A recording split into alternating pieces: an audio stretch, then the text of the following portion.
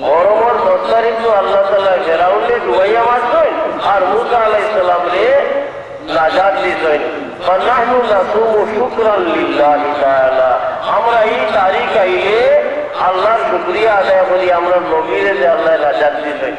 ফেরাউনের খপ্পর থাকি নাজাত দিছেন, দরিয়ামায় ভোট মিলাইছেন, ডুবার থাকি নাজাত দিছেন। ও দিছে তারা আর কি খবর উলিয়া রাসূলুল্লাহ মন্তব্য করলা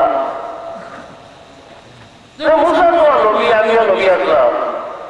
মুসার নাজাতের তারিখ হিসাবে যদি তারা 10 মুহররম রোজা রাখেন, আমার ভাই মুসা ফানাহনু আহাক্কু বিমুসা ফাসামু আমারা বিসাওমিহি, রাসূলুল্লাহ কইলা যে এই শুকরিয়া আমি আদায় করার দরকার। ও আসলে রোজা রাসূলুল্লাহ রাখলা আর সাহাবায়ে কেরামকে হুকুম দিলা যাই বড় হলে রাখবে শুকরিয়া। ও দিছে মুহাদ্দিস এই হাদিস শরীফ সামনে লিয়ে আর এখানে হল মুহাদ্দিস হল বড় মুহাদ্দিস, মুহাদ্দিস হল বাপ জালেম শেখুল ইসলাম, শেখুল হাদিস, হাফিজুল কুল, হাফিজুল দুনিয়া হই ইমাম ইবনে হাজার আসকালানী রাহমাতুল্লাহি আলাইহি তার কিতাবত ব্যাখ্যা করতা যে আমরা এই হাদিস পড়িয়া শিখলাম বিশেষ কোন তারিখে বিশেষ কোন সময়ে আল্লাহর তরফ থেকে যদি কোন নিয়ামত দান করা হয়, কি কোন মুসিবতে হরাইল হয়, এই তারিখ আইলেও বছর বছর এই সময় আইলেও এই নিয়ামতের শুকরিয়া আদায় করার দরকার।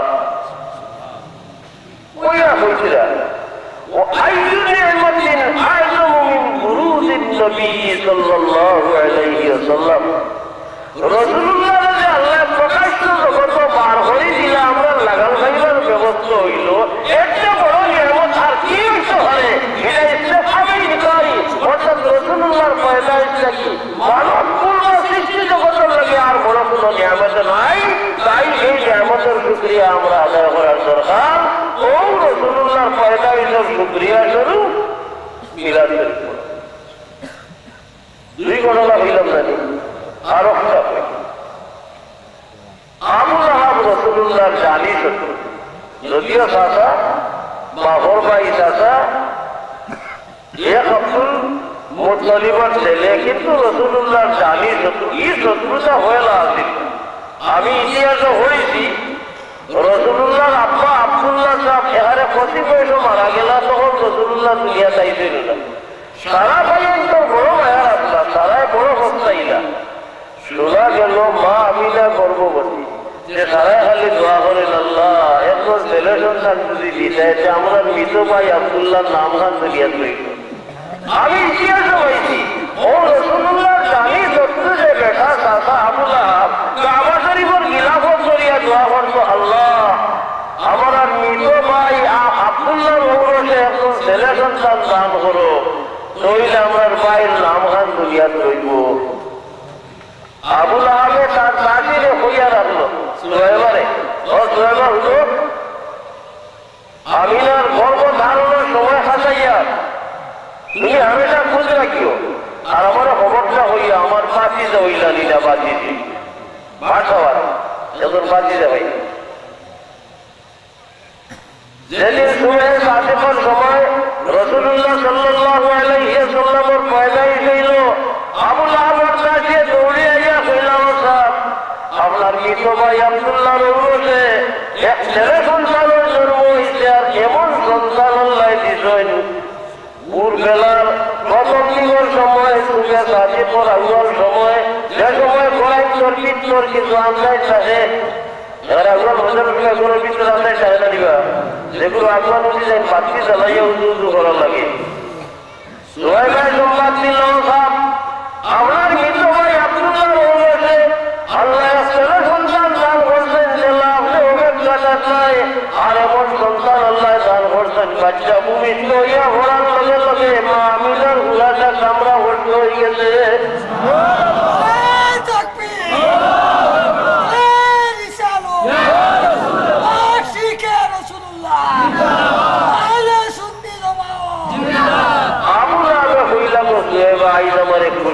খবর হইয়া যা আজ নাকি তুই আমার চাষি নাই, আমার বাচ্চাগিরি ঘটনা লাগতো না, ছেলের স্বাধীন কোন কোন রেওয়ায়ত এই বেটি বাদে মুসলমান হয়ে গেল। আবুল আহাব মারা যাওয়ার পরে আবুল আহাব থাকলেও আবুল আহাব আর আবুল আহাবর বহু সম্পর্কে কুরআন শরীফের এক সূরা নাযিল হয়ে গেল, যেটা আপনারা পড়েন, তাব্বাত ইয়াদা আবি লাহাব। আবুল আহাবর দুষ্ট হইল, রাসূলুল্লাহরে বড় কষ্ট দিল। রাসূলুল্লাহ জায়গায় জায়গায় মানুষ হজর মজুম মিলাদ গিয়া আরো কিছু বড় বড় বাজার লাগতো, অর্থাৎ রাসূলুল্লাহ গিয়া হলে হলে মানুষের বুঝাইতা, আর যেন রাসূলুল্লাহ বইয়া বুঝাইতা হতো দাদা আবুল আহাব এইখানে খাটাইয়া তুলি দিত, আর হইতো এইগুলো আমার মাটি যায়, এগুলো মাথার কিছু দূর করে দিতে পাগল, এগুলোর কথা তুমি জানো গিয়া মানে চিন্তা করতে কত বুঝাইয়া কাটাইয়া কত সুন্দর করি নজরে বুঝাইয়া গেল, আর এগুলো বেড়া করে ভালো মানে বুঝতে রাসূলুল্লাহরে জাদুঘর হইছে, কবির হইছে, পাগল হই।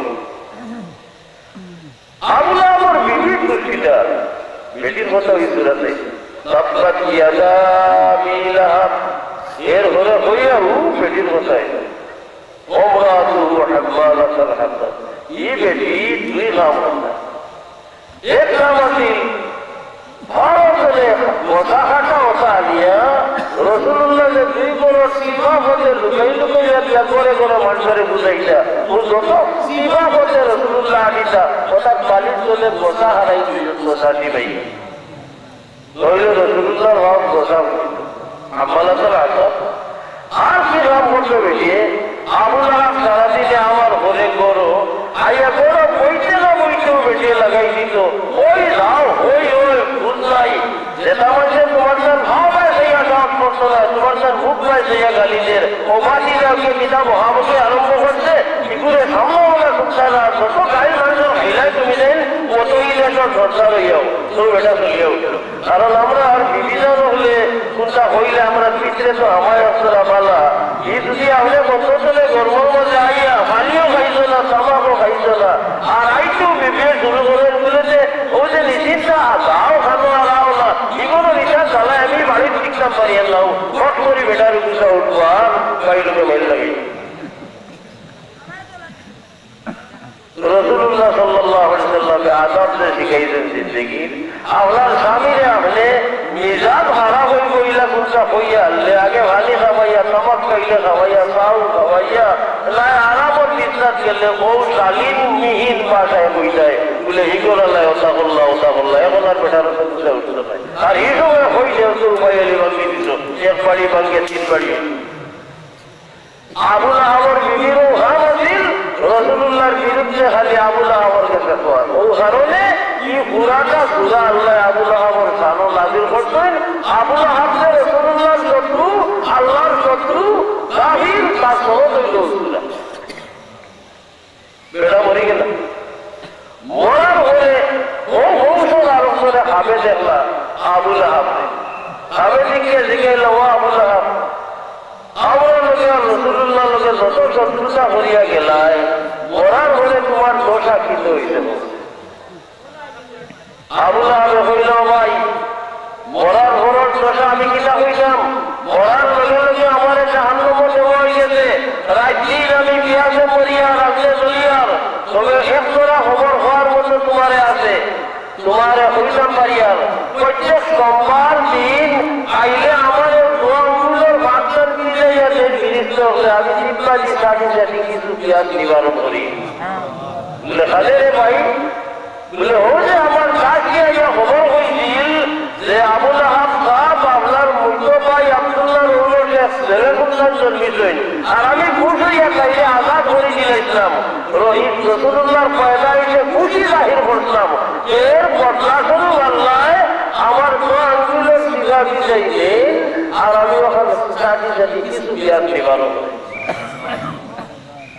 এই ঘটনা লেখিয়া মুহাদ্দিসিনে কেরামে বক্তব্য ঘটলা যে আবুল আহাব রাসূলুল্লাহ চরম চরম শত্রু, যে আবুল আহাব কাফির বলিয়া কোরআন শরীফের সূরা নাযিলিয়া চলে গেছে, ওরা আবুল আহাবের রাসূলুল্লাহর পয়দাইশের খবর উনিয়া পৌঁছে দিন, কিতা উনিয়া পৌঁছে দিন যে ফাতিহার জন্মই আবুল আহাবে জানতো না, এই সাইয়্যিদুল মুরসালিন আবুল আহাবে জানতো